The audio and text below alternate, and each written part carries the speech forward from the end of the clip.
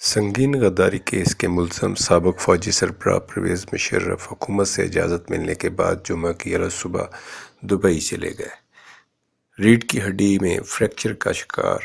साबिक़ फ़ौजी सरबराह ने दुबई पहुंचते ही भरपूर सियासी सरगर्मियाँ शुरू कर दीं और अपनी पार्टी आल पाकिस्तान मुस्लिम लीग का अजलास भी बुला लिया। दूसरी तरफ अपोजिशन और हुकूमती जुमा एक दूसरे को बेहिम्मती में मुफादाती तरजीहात का आईना दिखाते हुए दशनामदराज हैं।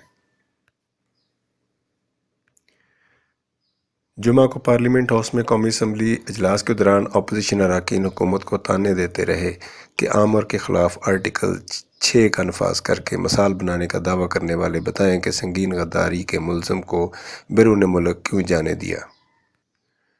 आइन शिकनी के करार पाने वाले साबिक़ फ़ौजी जनरल परवेज़ मुशर्रफ का ट्रायल करने और बैरून मुल्क जाने की इजाज़त न देने की दहाई पहली बार नहीं हुई। गद्दारी केस शुरू होने पर भी परवेज़ मुशर्रफ की जानब से अपनी वालदा की आदत के लिए दुबई जाने की इजाज़त तलब की गई थी, मगर इजाज़त नहीं मिली। गुज़रे दिनों के जुमलों की बाज़गश्त अभी धुंधलाई नहीं, जब चौधरी निसार यही करार दे रहे थे कि किसी एक आइन शिकन का मुआखज़ा हो जाए तो आइंदा कोई आइन और जमहूरियत की तरफ आँख उठाकर नहीं देख सकेगा। वफाकी वज़ीर साद रफ़ीक तो साबिक़ फ़ौजी जनरल को मर्द बनने का मशवरा देते नहीं थकते थे और इस बुनियाद पर कि फिर इन्हें वापस कौन लाएगा, इनका नाम ECL से ना निकालने का मौक़िफ़ रखते थे। परवेज़ मुशर्रफ को बग़ैर मुआखज़ा बैरून मुल्क जाने की इजाज़त पर एहसन इक़बाल भी तो सियासत छोड़ने का नारा मस्ताना लगा चुके थे, मगर अब क्या कसर नफसी से करार देते हैं कि अगर परवेज़ मुशर्रफ वापस ना आए तो इनकी साख मुतासर होगी, हमें क्या। अब ये हालात की सतम ज़रीफ़ी ही करार पाती है कि वो आज कह रहे थे कि एक उम्र रसीदा शख्स को अदालत के हुक्म पर इलाज के लिए बाहर जाने की इजाज़त दी। अवाम ने हुकूमत चलाने का मैंडेट दिया है, हुकूमत चलाने दे। PTI की तनकीद पर हुकूमती जुमा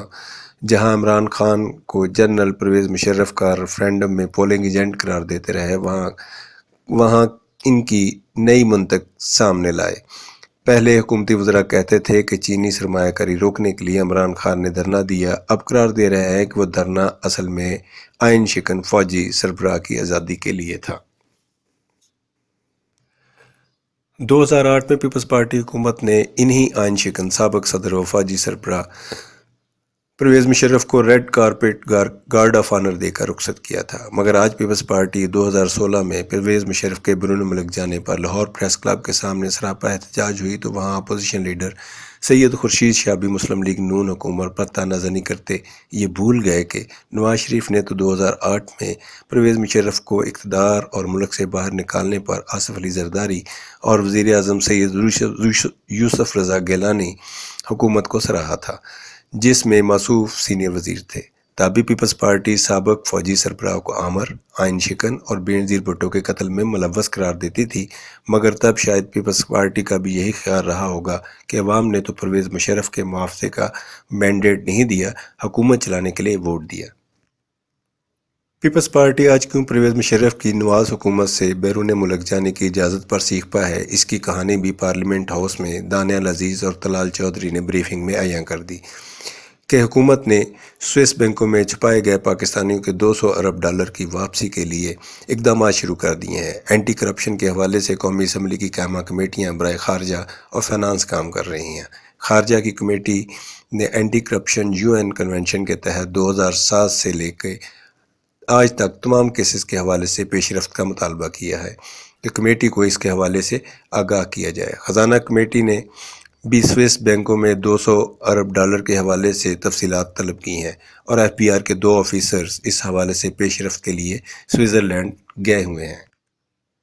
हुकूमत यही करार दे रही है कि संगीन केस के मुलज़म साबिक़ फ़ौजी सरबराह परवेज़ मुशर्रफ को बाहर भेजने के हवाले से कोई समझौता नहीं किया। परवेज़ मुशर्रफ ने कानून का सहारा लिया तो कानूनी हलकों में ये राय भी पाई जा रही है कि सुप्रीम कोर्ट ने साबिक़ फ़ौजी सरबराह परवेज़ मुशर्रफ का नाम ECL से शामिल करने کا 2013 کی نگران حکومت کا حکم نامہ منسوخ کیا، جبکہ بیرون ملک جانے کی اجازت دینے کا معاملہ حکومت پر چھوڑ دیا تھا۔ تاہم یہ بات تو حتمی ہے، پرویز مشرف کو بیرون ملک جانے کی اجازت وزیر داخلہ نے وزیر اعظم کی ہاں سے ہی دی۔ تاہم شہر اقتدار میں پرویز مشرف کی بیرون ملک روانگی کو جمہوری نظام اور جمہوری حکومت کے خطرات کم ہونے سے تعبیر کرنے والوں کے خواب سچ ہوتے ہیں یا نیب کا خوف نیندیں اڑائے رکھے گا، آنے والے دنوں میں احتسابی پیش رفت اس کا فیصلہ کرے گی۔ تاہم دعویٰ کرنے والے یہی کہہ رہے ہیں کہ احتساب و انصاف کا معاملہ پنجاب میں ہو کر رہے گا۔ جمعہ کو ایک اور اہم واقعہ میڈیا میں